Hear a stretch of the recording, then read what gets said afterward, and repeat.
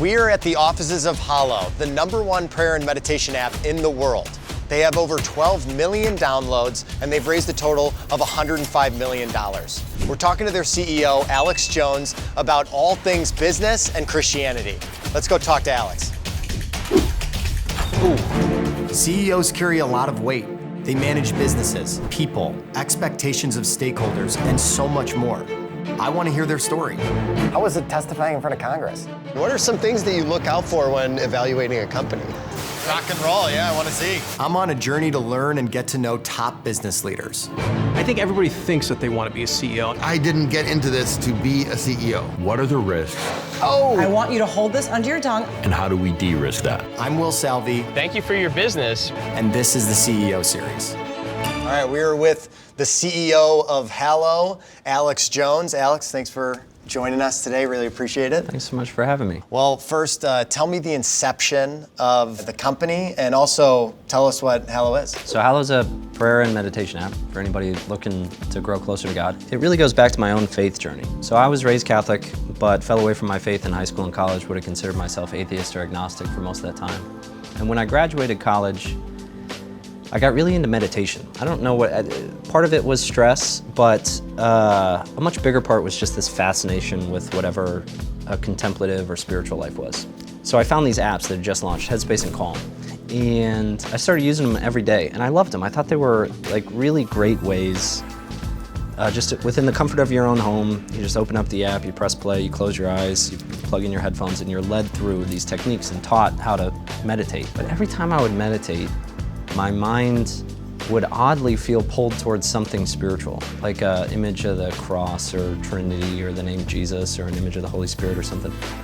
And so I started reaching out to people, priests, pastors, folks I knew from Notre Dame, friends who were deeper in their faith life, and I was asking what I thought was a really interesting question, which was, hey, is there any way that there's some sort of intersection here between this faith thing and this meditation thing?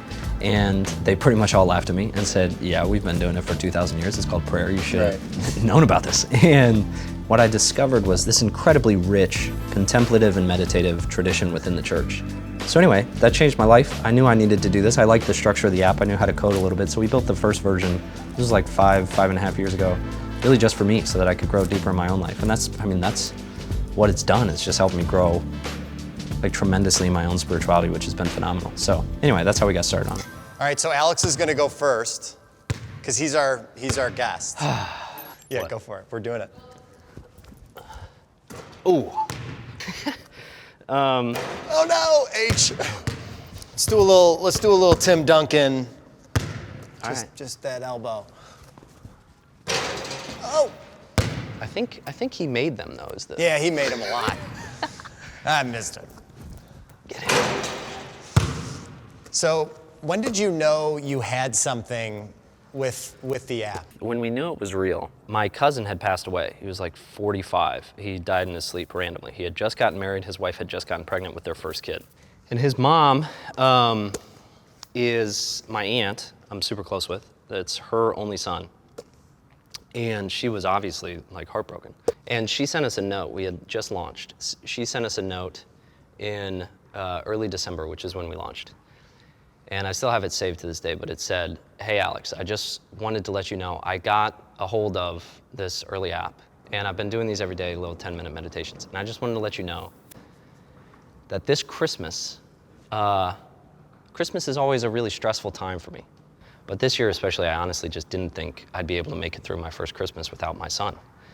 And I just wanted to let you know that these little meditations are the only thing that's reminded me that I'm able to have hope, and I'm able to get out of bed and carry on in like this deep of a pain. And I just like broke down crying on my floor in my tiny little studio apartment. And if I work for the next 50 years of my life, and I spend all my money and all my reputation's damaged and all this stuff, everybody hates me, whatever. And like that one note came of it, like that would have been, I would have done it over. I would do it again. Yeah, and you're talking about your own journey, but the app's no joke. I think some people think, oh, I started an app, but like I said, #1 Christian prayer and meditation app in the world, 12 million downloads, and then on top of that, you've raised a total of $105 million. And so I'm wondering, as an entrepreneur, I think what we see when you raise that type of money, it's a substantial amount. I think people from the outside look at this and say, you did it. This is it, right? And so what do people not think of when you raise a substantial amount like $105 million for your company? The fundraising thing is super stressful for any CEO. I have an enormous sympathy because it's crazy hard, especially in today's world. You do the seed round, it's 2 weeks. You have no real numbers to speak of. It's just your own story, and people are just judging you. Like, Concept, are you like sitting up straight enough? Are you do looking I them like in the the eyes? Do I like founders? this guy? Yeah.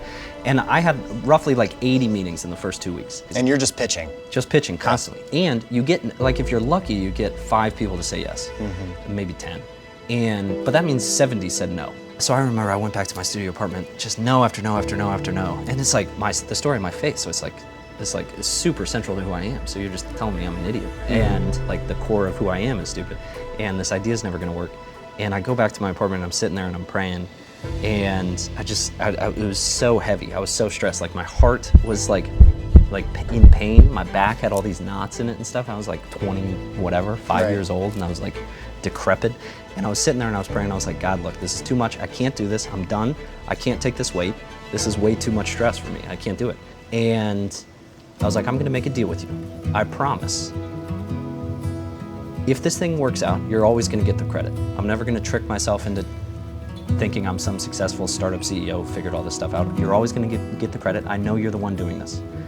And it just immediately was just this massive weight. And the next day we go, I'm at this coffee shop with this guy and he gives us a term sheet. We get like 3, 4 more the next day, which for folks who don't know is like an offer to invest. But it was just God being like, just wait, like just let me, he was just waiting for me to give up and just being like, look, I know you're gonna try, but just let me do this. Like just surrender. Bank shot. Oh, I almost missed it. All right, so you got, and then how about your partnerships with some of these celebs? Yeah. Who do you got? Mark Wahlberg's on the app. Jonathan Rumi plays Jesus in The Chosen, which is this massive kind of streaming series, which is incredible. In the Catholic world, Father Mike Schmitz is massive. He had like the #1 podcast in the world. Jim Caviezel, who played Jesus in... You have Jim Caviezel. Yeah, he's awesome. Mario Lopez, Maddie. We have Brett Favre. He's an awesome guy. Liam Neeson just did some work with us. Andrea Bocelli. All right, you obviously got to do this over the thing. Let's see if we can get it here. It's gonna be embarrassing. This is a brutal one. Oh, sir. Oh, that was on, right? We got that? Where were you standing? Were you on the black or underneath? It doesn't matter. Wherever behind the thing. No way. Oh, brutal. HOR? HOR.